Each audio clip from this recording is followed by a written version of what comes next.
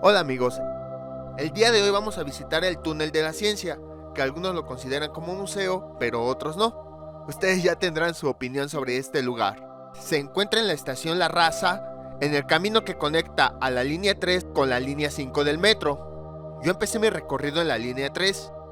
Al iniciar, vi una vitrina que tenía varios dibujos, correspondientes al concurso de dibujos infantil del 10º Festival de los Océanos.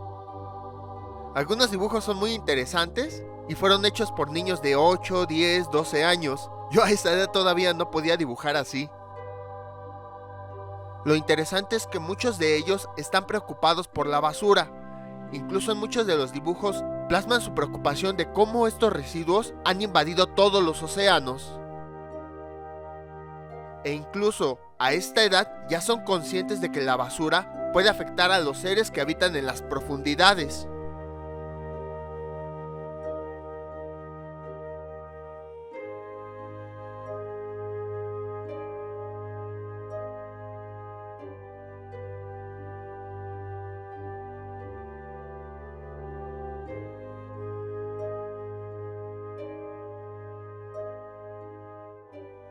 Creo que no se alcanza a ver bien la edad y los nombres. Pero les digo, yo cuando vi este dibujo, vi que eran chicos hasta de 6 años, 6, 8, 10, 12 años. Más adelante van a entender por qué menciono constantemente la edad. Acuérdense que al final de cuentas, un niño de 8, 10 años todavía está en crecimiento. Entonces su altura no es muy grande que digamos. Muchas veces, los adultos dicen que los niños no son conscientes del mundo que los rodea. Incluso cuando les preguntan algo, ¿qué es lo que les responden? Tú estás pequeño, ¿qué vas a entender de este mundo? Sin embargo, al ver estos dibujos, me puedo percatar que hay muchos niños que son más conscientes de cómo está su planeta que muchos adultos. El festival tiene como misión crear conciencia para promover la conservación y aprovechamiento sostenible de los recursos marinos. Se pretende que se tenga conciencia de todas las problemáticas de los mares, como sobrepesca, cambio climático, especies invasoras, contaminación por basura plástica, entre otros. Es una iniciativa para promover el conocimiento de la importancia de los océanos para la vida en el planeta.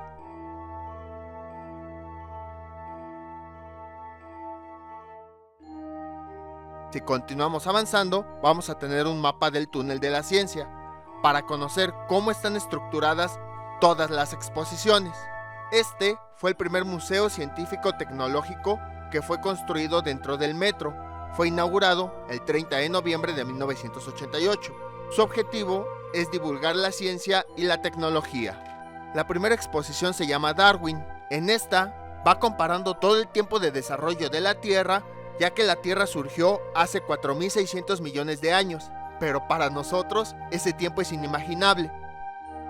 Aquí tenemos una representación que sería lo que ocurriera si esos 4.600 millones de años fueran 12 meses. En enero hubiera surgido la Tierra. En febrero se formarían las rocas más antiguas. En marzo se formarían los primeros estromatolitos, que son la evidencia más antigua de vida en el planeta. En junio inicia la fotosíntesis, indispensable para las plantas. En julio hay impacto de un gran asteroide. En noviembre abundan formas de vida acuáticas y hasta diciembre es cuando surgiría el humano. Después realiza la comparación de cada mes. En enero se formaría la prototierra, una tierra antigua. Un día un asteroide chocaría con esta y formaría la relación Luna-Tierra. Día 11 se formarían los depósitos minerales más antiguos y del 20 al 24 se formarían los océanos. En febrero hasta el 10 se formarían las rocas más antiguas que aún existen, y entre los días 13 y 26 surgirían las primeras formas de vida en los océanos. Hasta marzo, el día 26, surgirían los primeros estromatolitos. En junio, del 5 al 13, los primeros organismos producirían fotosíntesis, por lo tanto aumentaría el oxígeno. Y el día 11 se formarían los primeros organismos de los cuales se tienen registros fósiles. 22 de junio, un asteroide golpearía la Tierra, dejando un cráter. El 10 de noviembre surgen los primeros animales con cubiertas duras, los ancestros de los caparazones. El 27 surgen los primeros peces ya con mandíbulas. En diciembre, día 1, surgen las primeras plantas. El 11 hay una extinción masiva provocada por volcanes. Del 3 al 26 habitarían los dinosaurios. En este mismo periodo, el día 15 surgirían los primeros mamíferos. El 27, otro asteroide golpearía la Tierra, extinguiendo a los dinosaurios. 31, es decir, el último día del año, aparecería el ser humano. Entonces, si se dan cuenta, nosotros nada más apareceríamos el último día del año. Del otro lado tenemos la continuación de esta exposición, nada más que para verla tenemos que darnos toda la vuelta, por eso mejor decidí acomodarla para que le diéramos continuidad.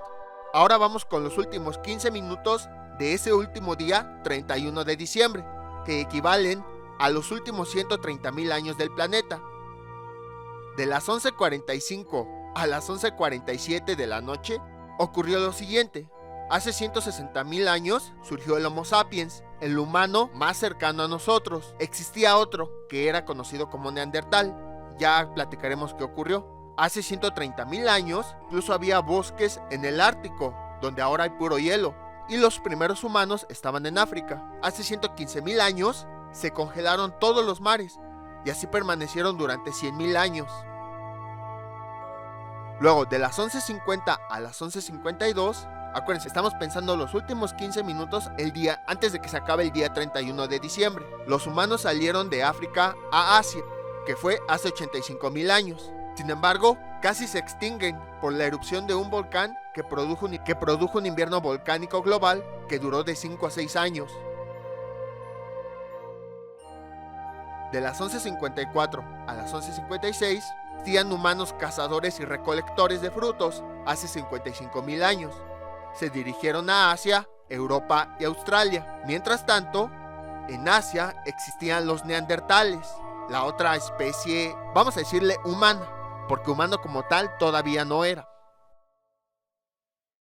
De las 11:56 a las 11:57, esta raza de neandertales empezó a extinguirse hace 32,000 años. No se sabe por qué. Por otro lado, los Homo sapiens, que son nuestros ancestros, empezaron a hacer las primeras pinturas rupestres, que eran señal de inteligencia y creatividad. Eran dibujos que hacían en las piedras.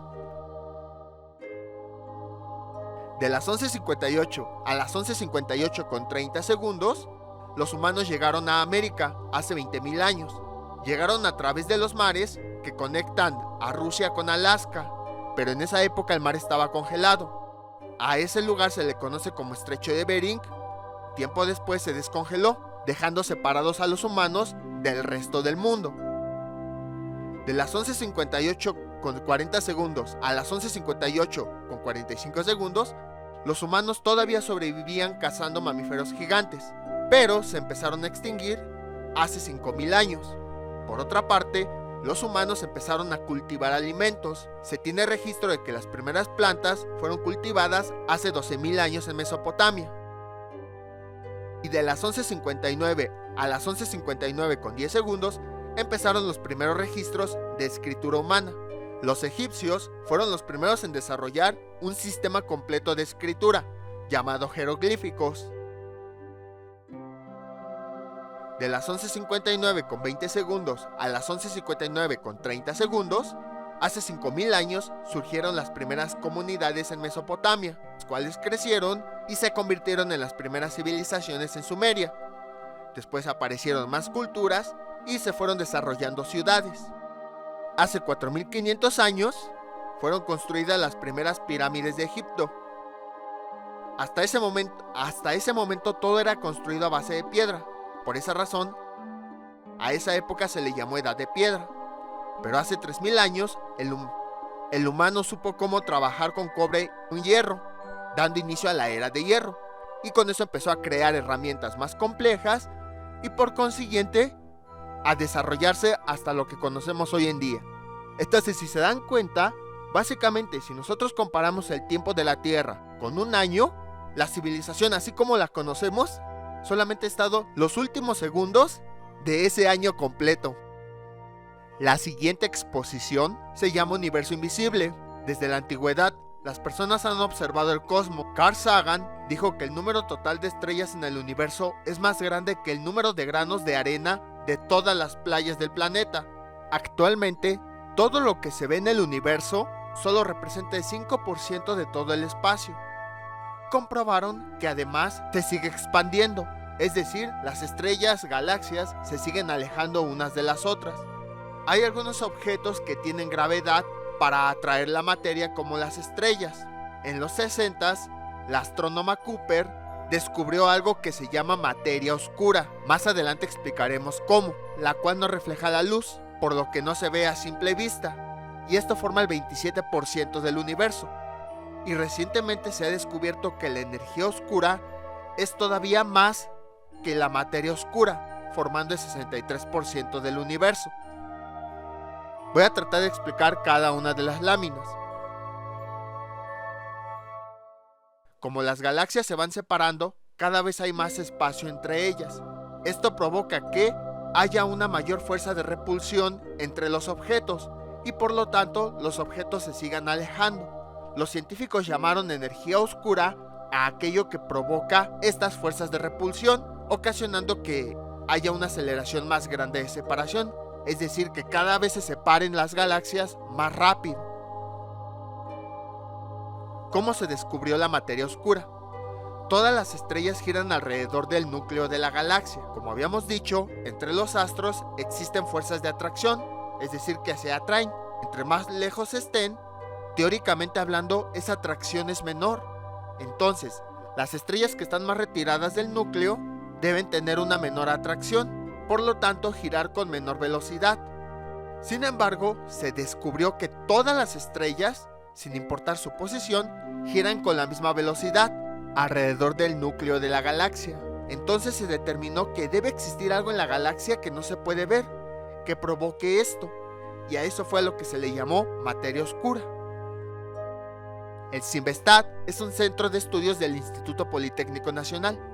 Propuso que el universo se forma de materia oscura fría, que es la que crea grandes estructuras en el cosmos. Pero dentro de las galaxias existe una materia oscura llamada escalar, forma estructuras dentro de las galaxias. Otro objeto que no se puede ver en el universo son las ondas gravitacionales. Estas viajan a través del espacio a la velocidad de la luz, es decir, recorren 300.000 kilómetros en un segundo.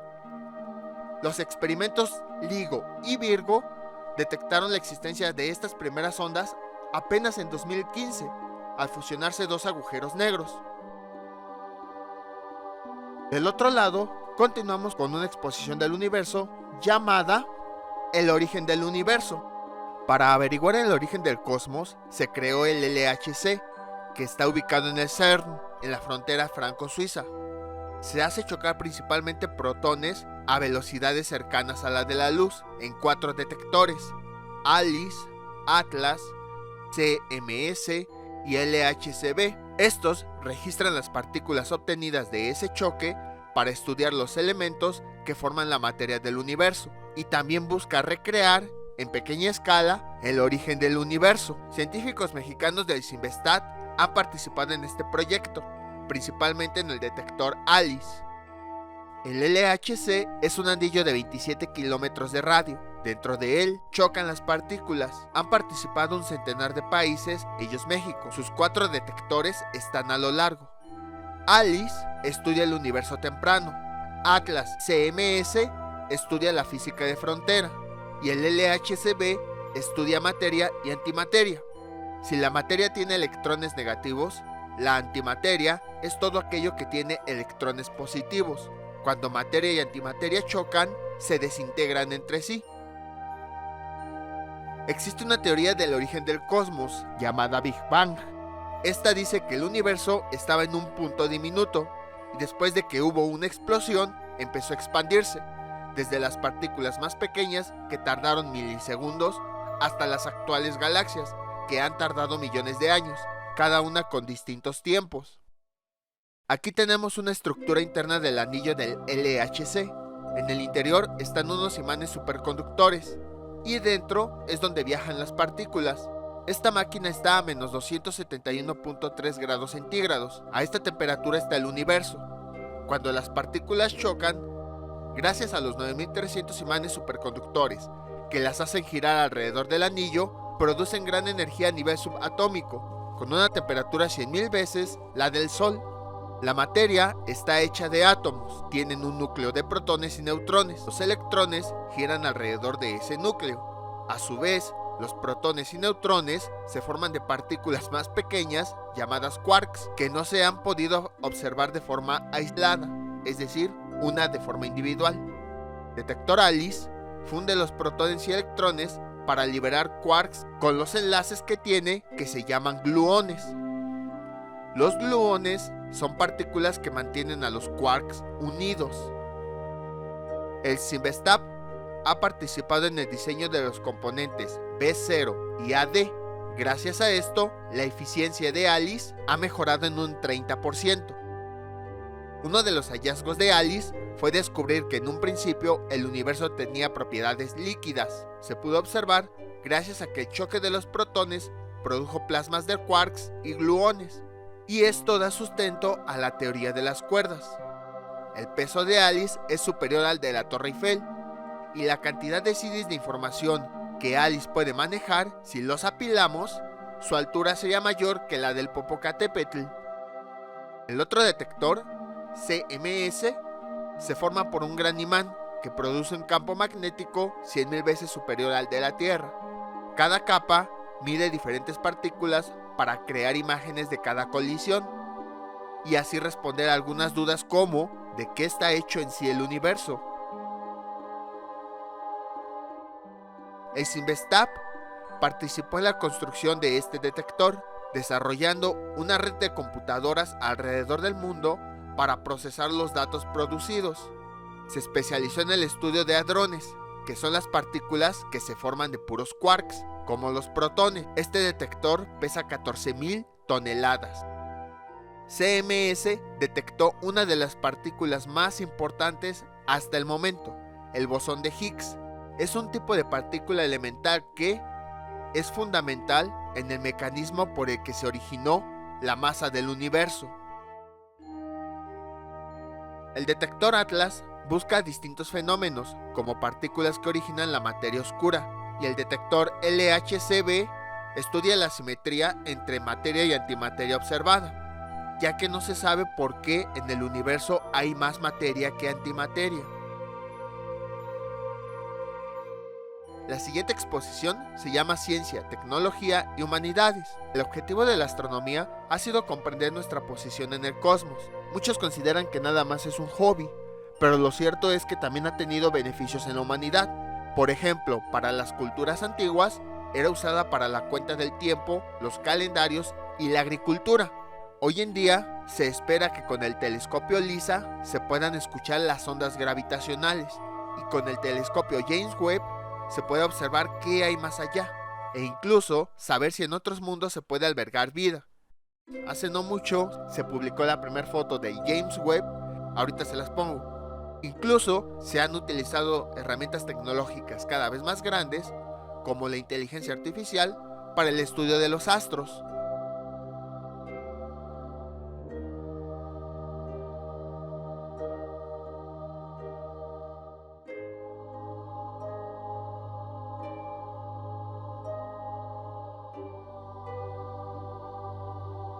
Omega Centauri es un cúmulo de estrellas alrededor del centro de nuestra galaxia, la Vía Láctea. La gran diversidad de colores hace pensar que en realidad son los restos de una antigua galaxia con la que chocó la nuestra hace millones de años. En este punto las estrellas giran más rápido, lo que nos hace pensar que en el centro hay un agujero negro que las hace girar, es decir, no gira a la misma velocidad que el resto de las estrellas.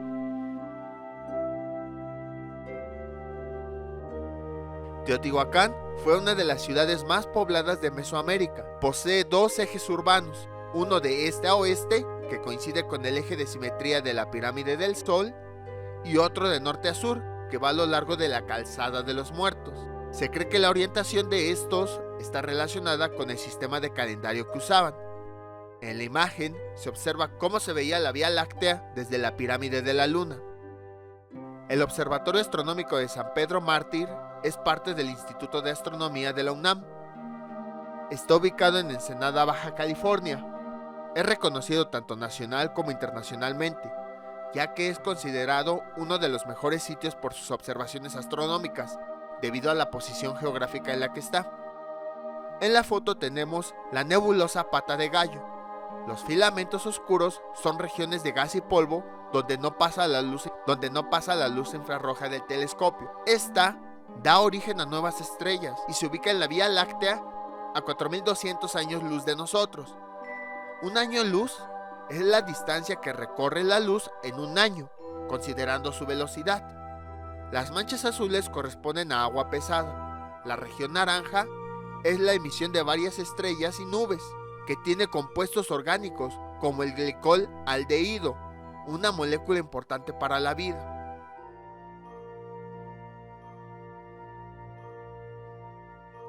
La exposición continúa del otro lado, pero pues ya saben, se tienen que dar toda la vuelta. Entonces de una vez se las presento. Las ondas gravitacionales, ya habíamos visto que son ondas que se producen por el choque de dos agujeros negros. Detectaron por primera vez. Antes solo se mencionaban de forma teórica, y en 2017 se volvieron a detectar por el choque de dos estrellas de neutrones. La imagen nos muestra la colisión de estas estrellas para generar esas ondas.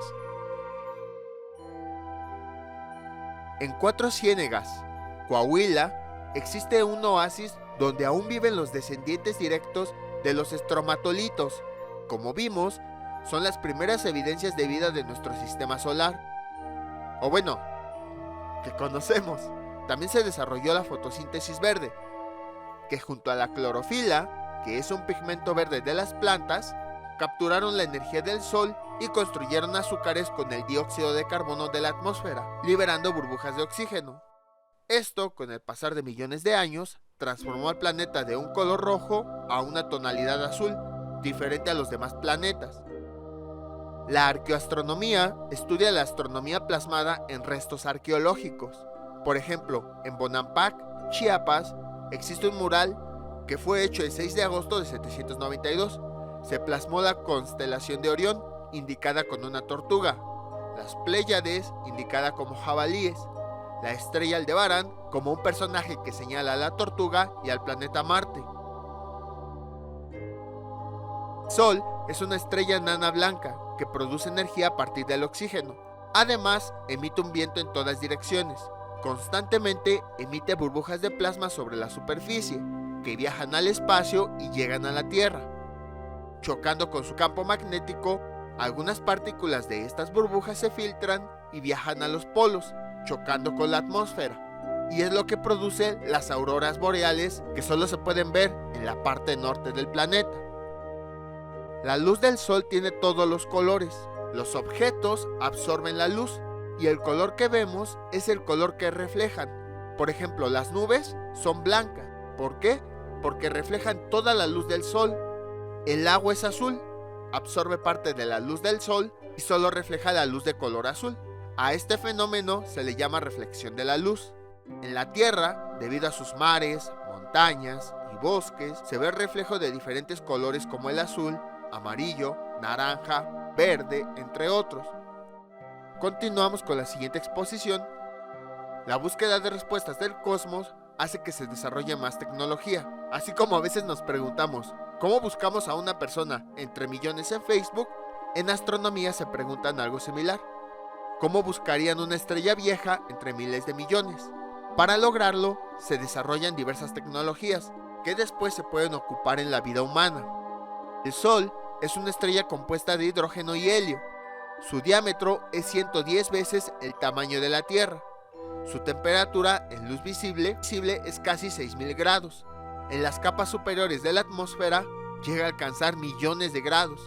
La imagen de aquí nos permite ver al Sol en distintos tipos de luz y desde distintos ángulos. Y bueno, del otro lado continúa la exposición, que ya sabemos que para verla hay que darnos toda la vuelta. Las galaxias espirales contienen un gran número de estrellas, nubes de gases y polvo que están rotando, dando la apariencia de un disco aplanado que está girando. En esta imagen hay algunas galaxias. Se cree que esta rotación es debida a la materia oscura. Algunas galaxias chocan entre sí y destruyen sus brazos espirales. Las galaxias se asocian formando pequeñas estructuras que pueden ser muy simples o muy complejas. Incluso hay ocasiones en las que galaxias pequeñas se fusionan para dar una agrupación galáctica. En estas fotografías tenemos algunas agrupaciones de galaxias cercanas a la Vía Láctea.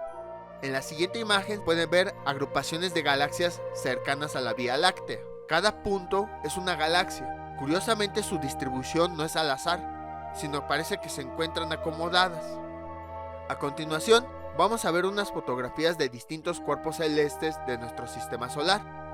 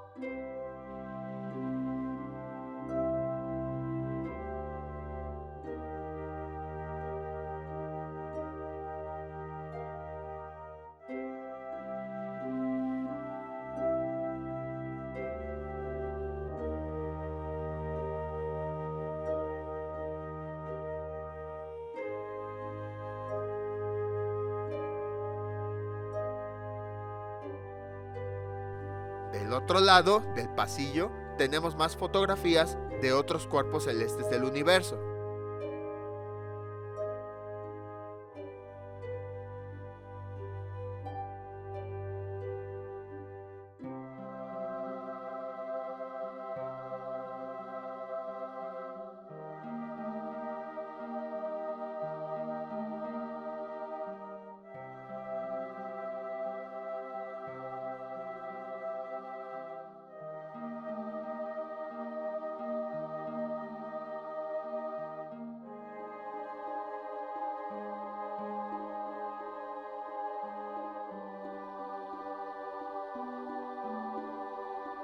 Y finalmente, tenemos una representación de la bóveda celeste.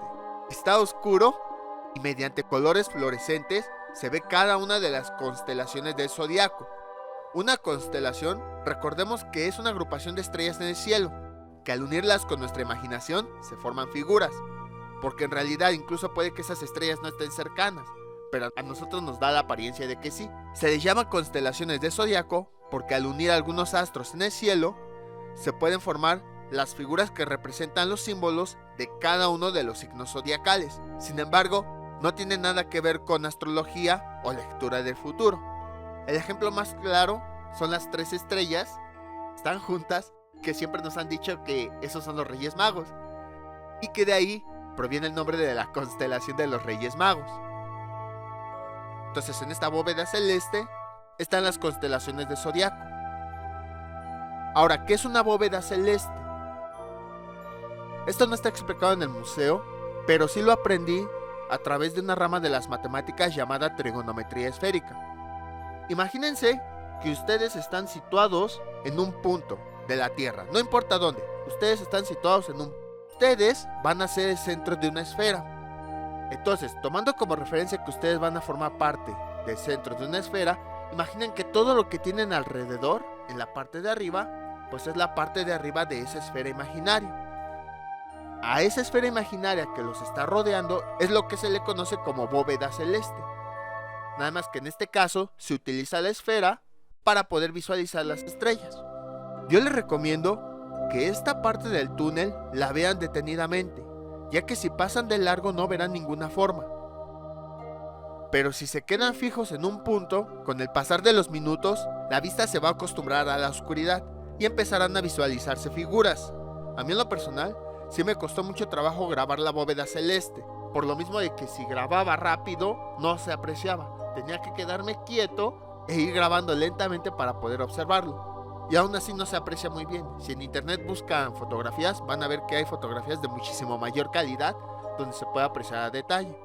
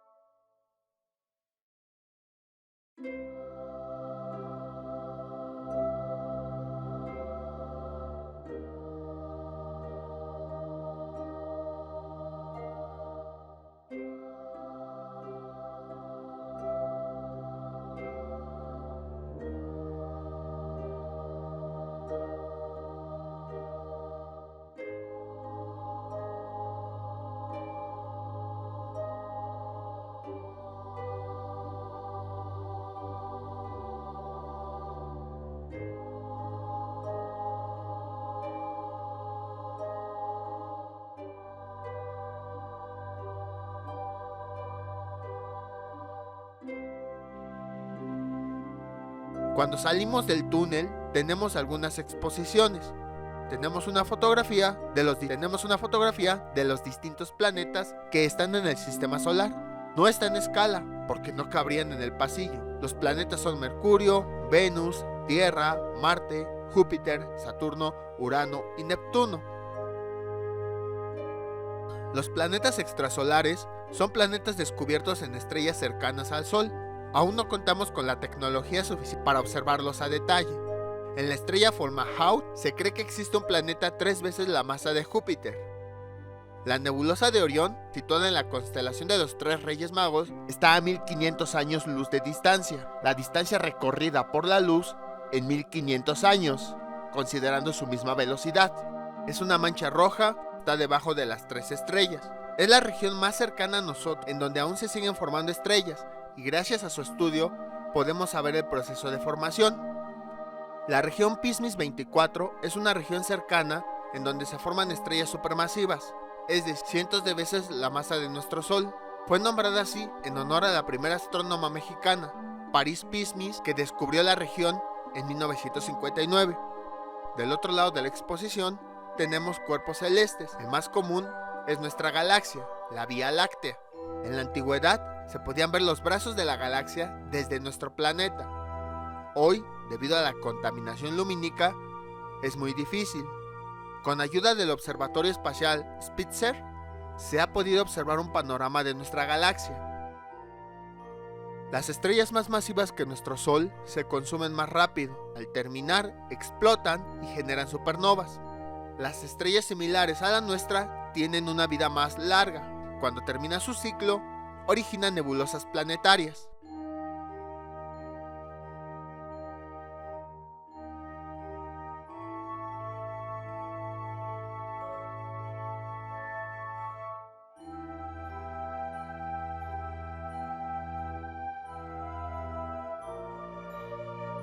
Finalmente, tenemos fotografías de distintos satélites naturales de nuestro sistema solar. Erróneamente les decimos lunas, pero no, su nombre correcto es satélite. Un satélite es un cuerpo que gira alrededor de un planeta. Nuestro satélite se llama luna. Los otros satélites tienen otros nombres. No es que sean lunas, no, luna es el nombre que tiene nuestro satélite.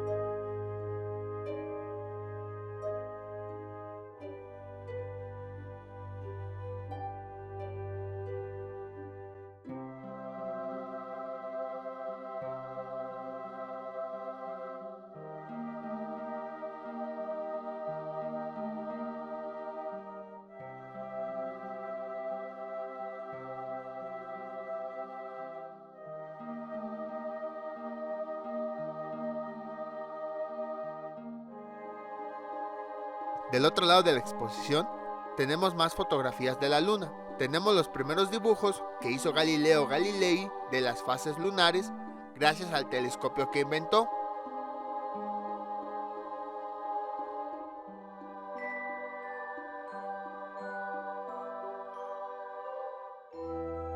Y gracias a la tecnología pudimos obtener la primera fotografía de nuestro satélite.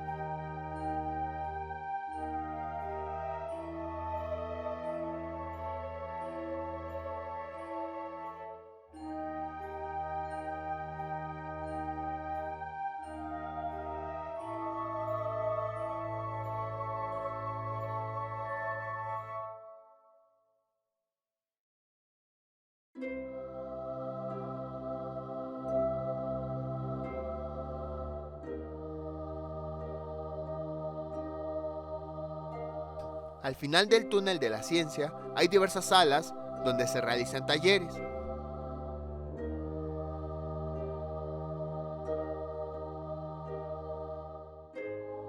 En esta ocasión, como estábamos hablando del Festival de los Océanos, entramos a una sala oscura que nos representa las profundidades del océano, a la cual no llega la luz.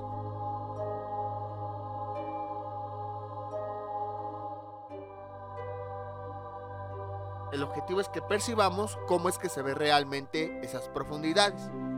Pero si está oscuro, ¿cómo ven las criaturas? Estas pueden ver gracias a la bioluminiscencia. Es una capacidad que tienen los animales de producir luz mediante reacciones químicas. Entonces, la sala nos representa las oscuras aguas y alrededor hay siluetas de seres brillantes, que nos indican que estos seres así se verían en las profundidades al producir bioluminiscencia.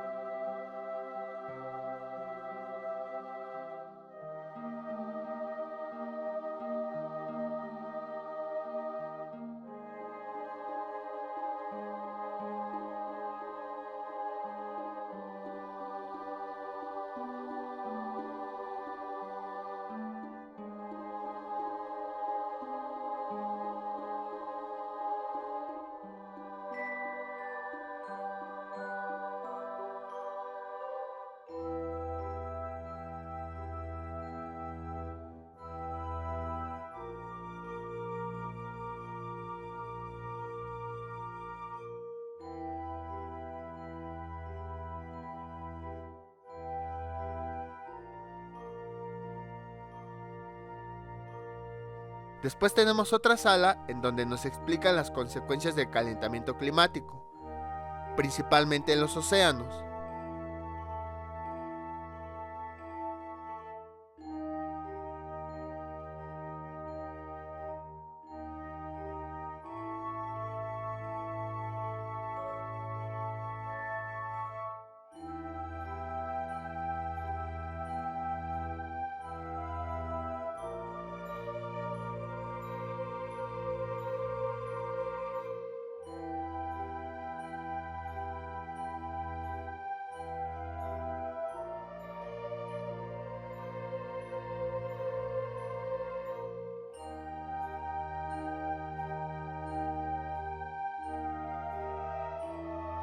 Incluso provoca la discriminación entre personas y preguntarán ¿por qué?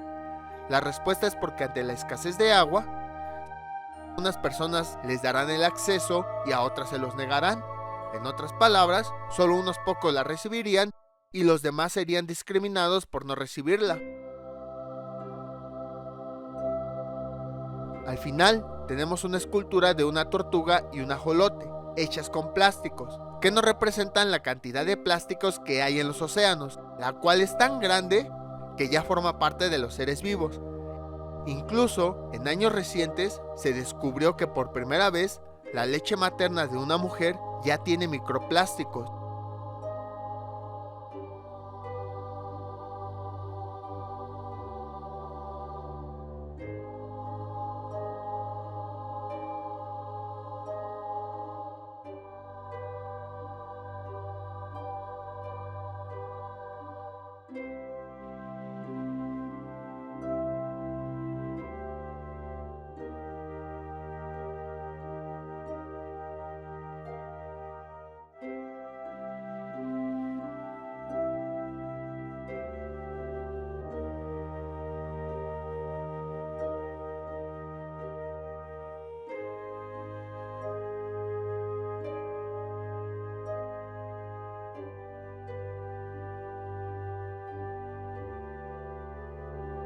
También ponen el ejemplo de la vaquita marina, diciendo que solo quedan 10 ejemplares en todo el mundo, y si no cuidamos los mares, puede extinguirse.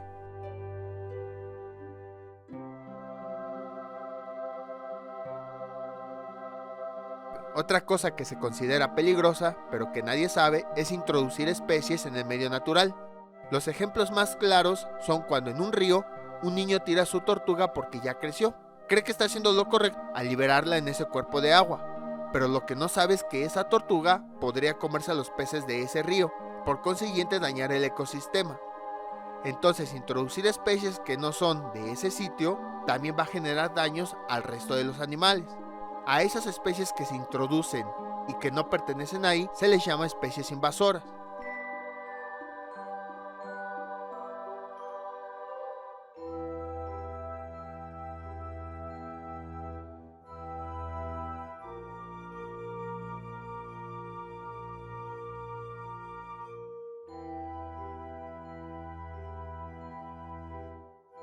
Al final se muestra que la cantidad de plásticos en los océanos es tan grande que ya han encontrado microplásticos en alimentos naturales, como en la miel o en la verdura. En otras palabras, hay tanto plástico en el mar que ya está en el agua, ya está en los alimentos y ya lo estamos comiendo sin darnos cuenta. Otro problema es la pesca. A veces las empresas pesqueras capturan más peces de los que se reproducen, entonces queda una menor cantidad. Tiempo después vuelven a pescar y como se reprodujeron menos, vuelven a quedar menos. Si esto continúa así, llegará a un punto en el que no quedará ningún pez y por consiguiente eso afectará todo lo demás. Y ahora les mostraré la ironía que encontré en el túnel.